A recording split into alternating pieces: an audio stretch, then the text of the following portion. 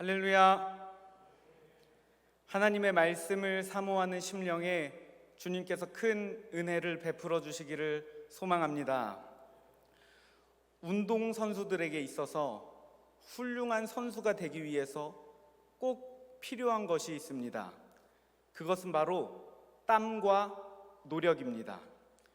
그렇기 때문에 선수를 지도하는 지도자들은 그들을 끊임없이 훈련시키며 수많은 노력을 통해 땀을 쏟게 할 것입니다.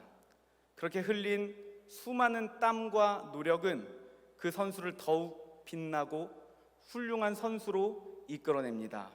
사진을 한 장 보시겠습니다. 발레리나 강수진 씨의 발입니다. 사진을 한 장 더 보겠습니다. 축구선수 박지성 선수의 발입니다. 수많은 노력과 흘렸던 땀방울 뒤에는 이렇게 감추어져 있는 모습도 있습니다. 그러나 이것은 감추고 싶은 모습이 아니요 노력의 흔적일 것입니다. 이와 마찬가지로 하나님께서 우리를 믿음의 사람으로 이끄실 때에 꼭 필요한 시간이 있습니다.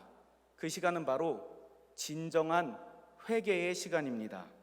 철저히 주님 앞에 나의 모습을 회개하고 죄인을 사랑하여 주시는 그 은혜에 우리는 엎드릴 수밖에 없는 것입니다. 우리가 전심으로 주님 앞에 회개하기 위해서는 아픔의 시간, 환난의 시간, 눈물의 시간이 있을 수도 있지만 이 시간은 감추고 싶은 시간이 아니요 은혜의 흔적일 것입니다. 오늘 하나님의 말씀은 자신의 잘못으로 인하여 환난을 당해 눈물을 흘리지만 그 시간 속에서 하나님의 사랑을 깨닫고 전심으로 주님 앞에 엎드려 회개하는 이의 모습이 담겨져 있습니다. 하나님께서 용서하여 주시는 자의 모습은 어떠한지 오늘 말씀을 통해 은혜를 나누기를 원합니다. 남유다의 13대 왕은 우리가 잘 아는 왕 히스기야 왕입니다. 그는 하나님을 의지하며 나라를 통치했습니다. 여호사밧, 요시야와 함께 남유다의 3대 성군으로 평가되고 나라를 이끌 때 오직 하나님을 의지하기를 힘썼던 왕입니다. 그는 이사야 선지자를 통해서 더 이상 살지 못하고 죽게 될 것이라는 절망적인 소식을 듣습니다. 그때 히스기야는 낯을 벽으로 향하고 오직 여호와 앞에 간구하여 생명을 15년 더 연장받습니다. 그리고 이 15년 시간 사이에 그의 왕위를 물려받을 아들을 출생했다고 역사적으로 보고 있습니다. 이 15년의 은혜의 시간이 아니었다면 그는 그의 왕위를 이어줄 아들을 보지 못하였을 수도 있습니다. 그의 아들의 이름은 므낫세로서 남유다의 14대 왕입니다. 그런데 므낫세는 아버지 히스기야와는 정반대로 하나님을 의지하며 나라를 이끌었던 것이 아니라 스스로 악행의 길로 이끌어갔던 악한 왕으로 평가되고 있습니다. 므낫세가 악한 일들을 주도했던 말씀은 이렇게 성경에서 증거하고 있습니다. 본문 말씀 1절 말씀입니다. 제가 봉독하겠습니다. 므낫세가 왕위에 오를 때의 나이가 12세라 예루살렘에서 55년 동안 다스리며 아멘. 그리고 2절부터는 바로 악행에 대해서 증거합니다. 2절 말씀입니다. 여호와 보시기에 악을 행하며 여호와께서 이스라엘 자손 앞에서 쫓아내신 이방 사람들의 가증한 일을 본받아 아멘. 므낫세는 여호와 앞에서 악을 행했고 우상을 섬겼고 여호와의 제단에서 여호와께 예배를 드린 것이 아니라 우상을 섬기는 일을 자처했던 왕입니다. 그런데 우리는 악한 왕 므낫세 왕과 더불어서 잠시 한 명의 왕을 더 살펴보려고 합니다. 그 왕은 바로 우시야 왕입니다. 므낫세는 12살의 왕위에 올라서 55년 동안 통치했는데 우시야 왕은 16살의 왕위에 올라서 52년간을 통치합니다. 두 왕은 왕이 됐던 나이와 통치 기간이 비슷한 모습을 보이고 있습니다. 우시야 왕은 남유다의 10대 왕입니다.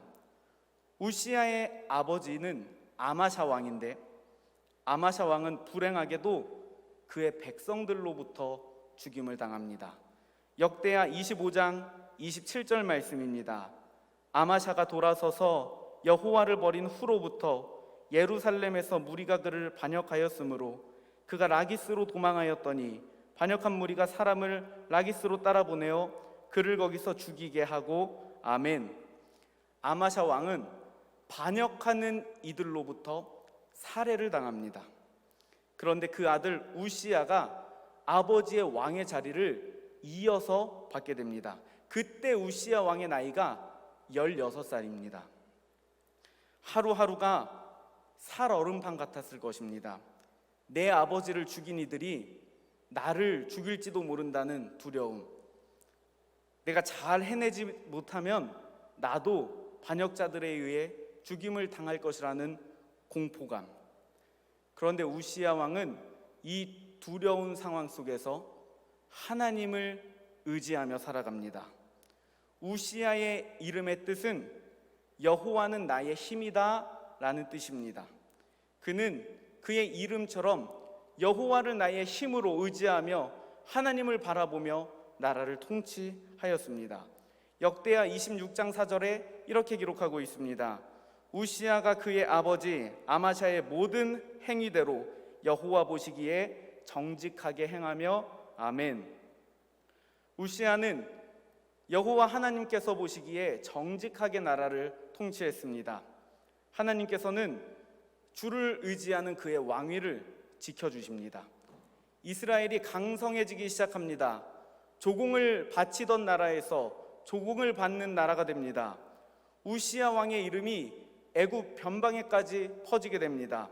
나라를 신앙으로 지도하였고 국가적으로, 경제적으로, 군사적으로 강한 나라가 됩니다. 이것은 오직 주님의 은혜였습니다.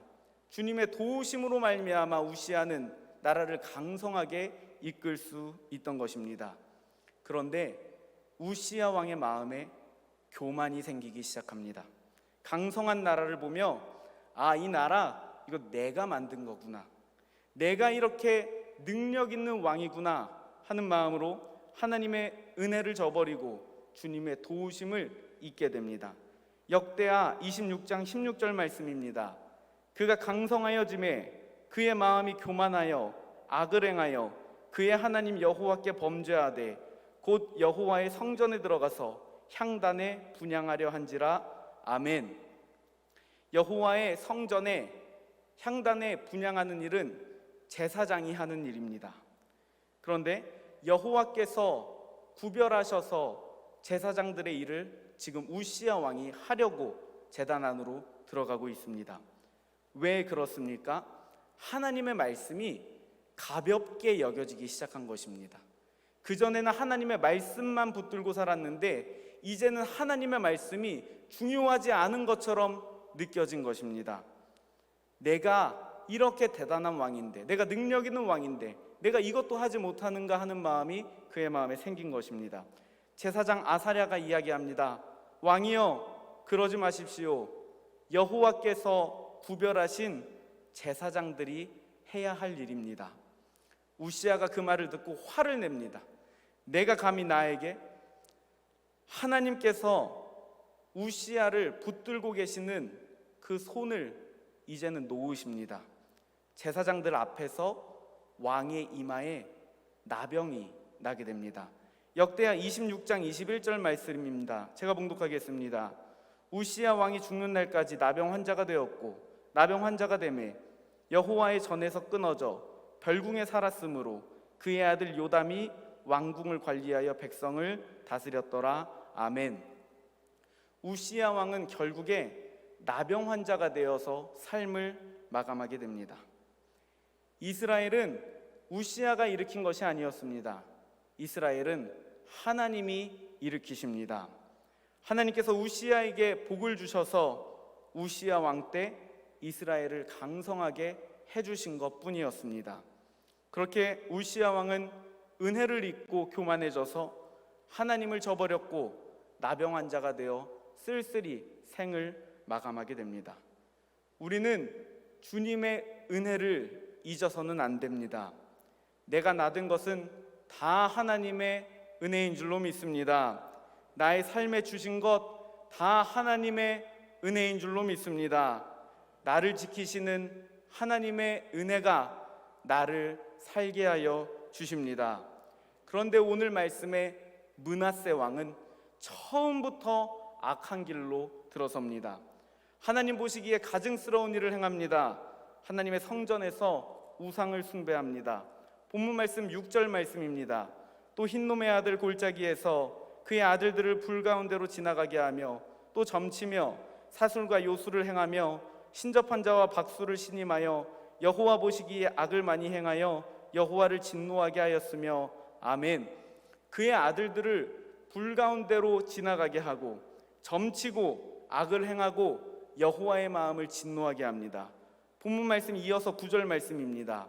유다와 예루살렘 주민이 므낫세의 꾀임을 받고 악을 행한 것이 여호와께서 이스라엘 자손 앞에서 멸하신 모든 나라보다 더욱 심하였더라. 아멘. 므낫세 왕 때에 행했던 악행이 여호와께서 멸하셨던 모든 나라의 악행들보다 더 악했다고 말씀하고 있습니다. 그런데 삶의 끝에 가서 보니까 므낫세 왕은 비참하게 생을 마감하지 않습니다. 그리고 얼굴에 나병이 나지도 않습니다. 어떻게 그럴 수 있습니까? 그는 하나님 앞에서 철저히 자신의 죄를 깨닫고 자신이 죄인임을 회개하고 주님 앞에 엎드리는 시간을 갖게 됩니다. 진정한 회개는 죄인을 생명의 길로 인도하여 주십니다. 므낫세가 악의 길을 저버리고 생명의 길로 가게 되는 모습은 이렇습니다. 첫 번째, 환난을 당할 때 여호와를 찾습니다. 여호와께서 므낫세와 그의 백성들의 악행을 보고 진노하셔서 돌아오라 말씀하셔도 이들은 돌아오지 않습니다. 본문 말씀 11절 말씀입니다. 여호와께서 아수르 왕의 군대 지휘관들이 와서 치게 하심에 그들이 므낫세를 사로잡고 쇠사슬로 결박하여 바벨론으로 끌고 간지라. 아멘. 그들이 듣지 않으므로 하나님께서는 그들을 징계하십니다. 여호와께서는 아수르 왕을 사용하셔서 이스라엘 군대 지휘관들을 치게 하시고 므낫세를 끌고 갑니다. 므낫세는 늘 자신이 이 땅의 왕이라 생각했고 자기 자신이 이 나라의 주인이라 생각했을 것입니다. 그랬던 그가 처음으로 아무것도 할 수 없는 고통을, 환난을 겪게 됩니다. 무력한 상황을 경험합니다. 본문 말씀 12절입니다. 그가 환난을 당하여 그의 하나님 여호와께 간구하고 그의 조상들의 하나님 앞에 크게 겸손하여 아멘. 환난을 당하여 라고 기록되어 있는데 환난을 당하여는 히브리어 원어로 우케하체르라는 단어로서 몸을 움직이지 못할 정도로 사방이 꽉 막힌 상태를 의미합니다. 므낫세가 끌려가서 당했던 고통이 숨이 막힐 정도로 고통스러운 상황이었다는 것을 보여줍니다. 그런데 므낫세는 내가 지금 죽어가는구나, 내가 이제 나의 삶이 끝나가는구나 라고 생각한 삶의 끝의 문턱에서 비로소 하나님의 이름을 부르게 됩니다. 그 기도의 내용이 다 기록되어 있지는 않지만 아마도 하나님, 저를 살려주세요. 이 나라의 주인이 하나님이라는 것을 깨닫습니다. 또한 저의 주인이 주님이라는 것을 깨닫습니다. 저를 살려주시면 악한 길에서 나와 주님을 위해 살겠습니다. 저를 용서하여 주옵소서. 이렇게 기도했을 것입니다. 12절에 환난을 당하여에 이어서 그의 하나님 여호와께 간구하며 라고 기록되어 있는데 이것을 원어로 직역하면 여호와의 얼굴을 구하였다라는 의미입니다. 그런데 그냥 여호와의 얼굴을 구한 게 아닙니다. 그의 하나님 여호와의 얼굴을 구한 것입니다. 즉 하나님이 다른 이가 섬기던 하나님이 아니라, 내 아버지 히스기야가 섬기던 하나님이 아니라 나의 하나님, 주님께서 나의 왕이라는 것을 깨닫고 고백하는 그의 입술인 것입니다. 하나님은 그의 진실된 용서를 구하는 그 기도를, 그 회개를 받아주십니다. 그가 어떻게 이렇게 변하게 된 것입니까? 환난을 만났기 때문입니다.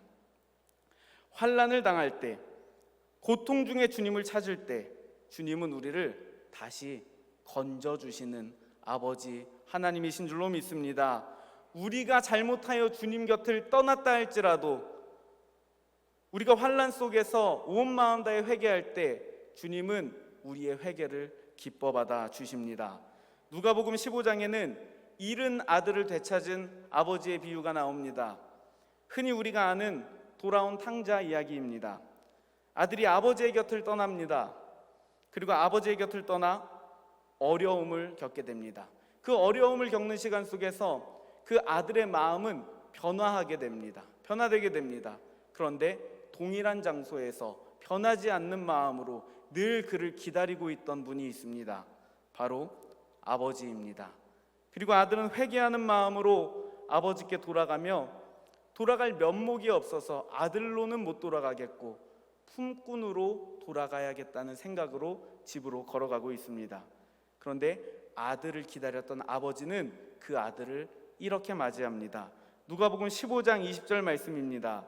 이에 일어나서 아버지께로 돌아가니라. 아직도 거리가 먼데 아버지가 그를 보고 측은히 여겨 달려가 목을 안고 입을 맞추니 아멘. 거리가 먼데 아버지는 아들이 오는 것을 알고 그를 보고 달려갑니다. 왜 달려가는 것입니까? 기다렸기 때문입니다. 당시의 유대의 관습으로는 아버지가 아들에게 달려나가는 일은 있을 수 없는 일이었다고 합니다. 그러나 관습도 전통도 기다렸던 그 사랑을 막을 수는 없던 것입니다. 주님은 우리가 돌아오는 그 길을 기뻐 받아 주십니다. 달려나가서 안으실 정도로 격하게 기뻐 받아 주시는 주님의 마음입니다.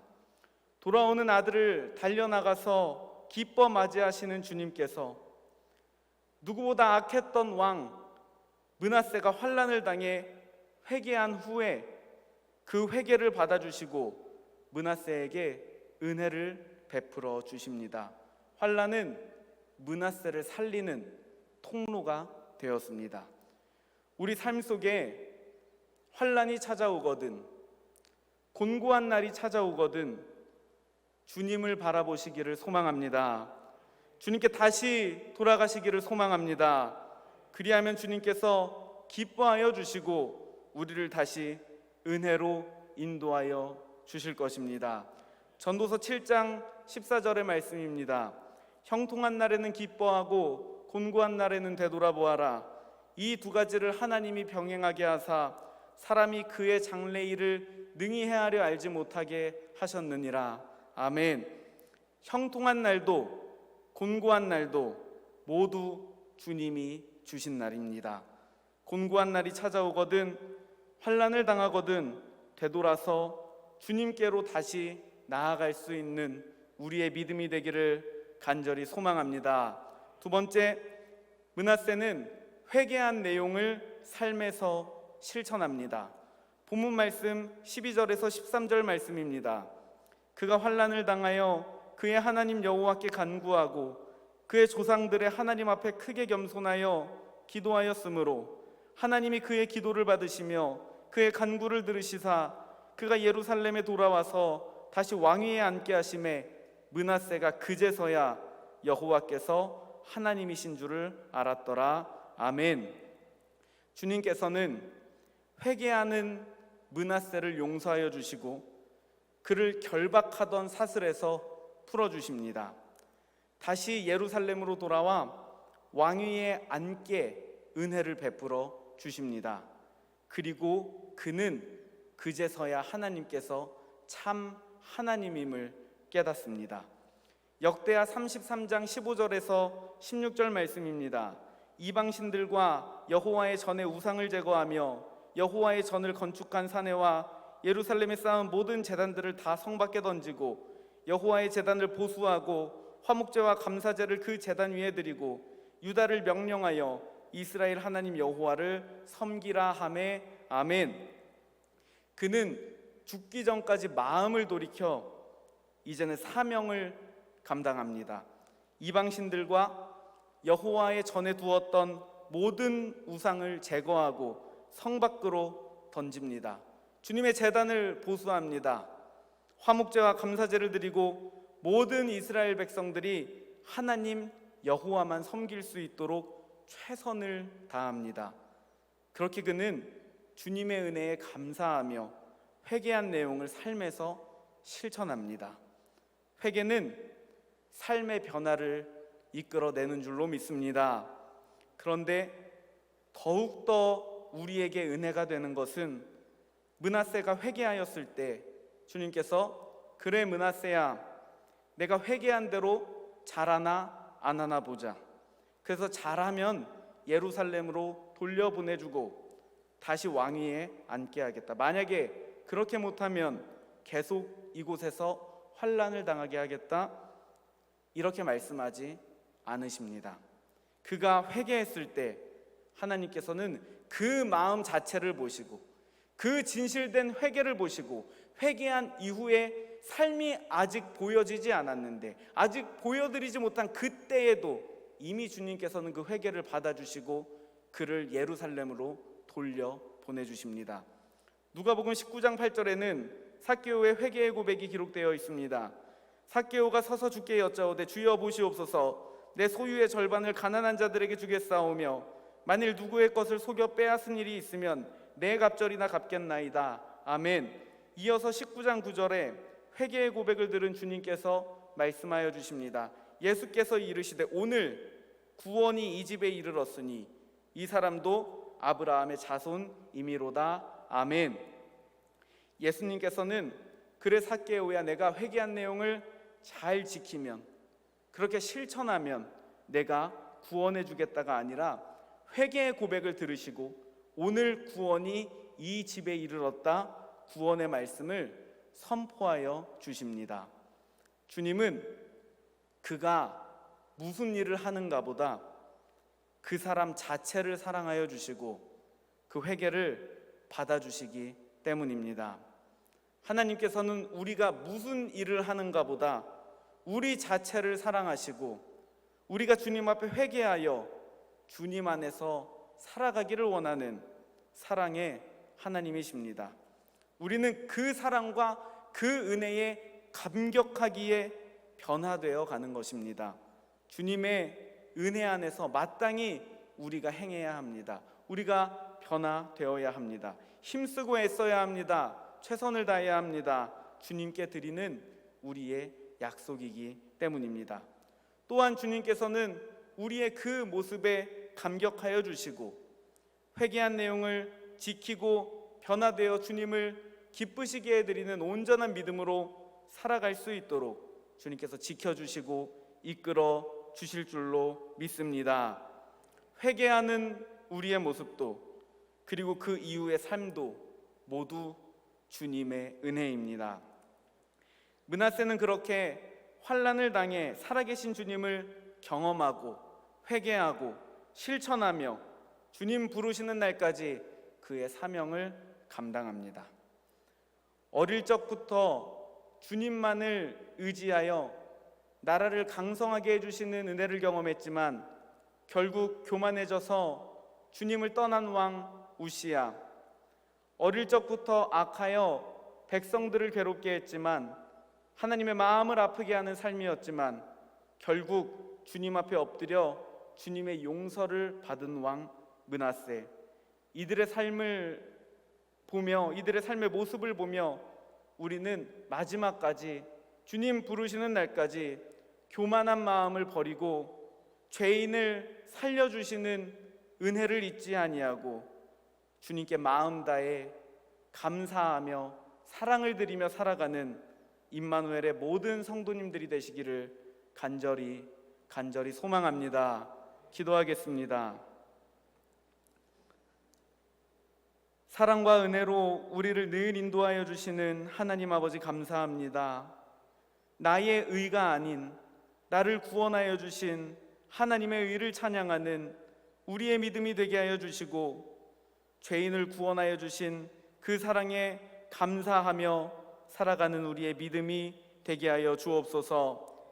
환난을 당할 때 주님을 바라보게 하여 주시고, 주님을 바라보고 간구하는 우리를 도우시고 건져주시는 손길을 경험하는 우리의 믿음의 생애가 되게 하여 주옵소서. 주님, 이번 한 주간은 마음이 흔들릴 때 예수님께 집중하겠다고 결단하였습니다.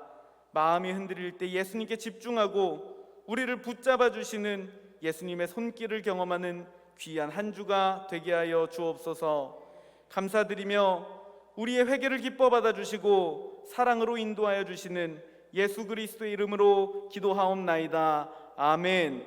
하늘에 계신 우리 아버지여, 이름이 거룩히 여김을 받으시오며 나라의 임하옵시며 뜻이 하늘에서 이루어진 것 같이 땅에서도 이루어지이다. 오늘날 우리에게 일용할 양식을 주옵시고 우리가 우리에게 죄 지은 자를 사하여 준 것 같이 우리 죄를 사하여 주옵시고 우리를 시험에 들게 하지 마옵시고 다만 악에서 구하옵소서. 대개 나라와 권세와 영광이 아버지께 영원히 있사옵나이다. 아멘.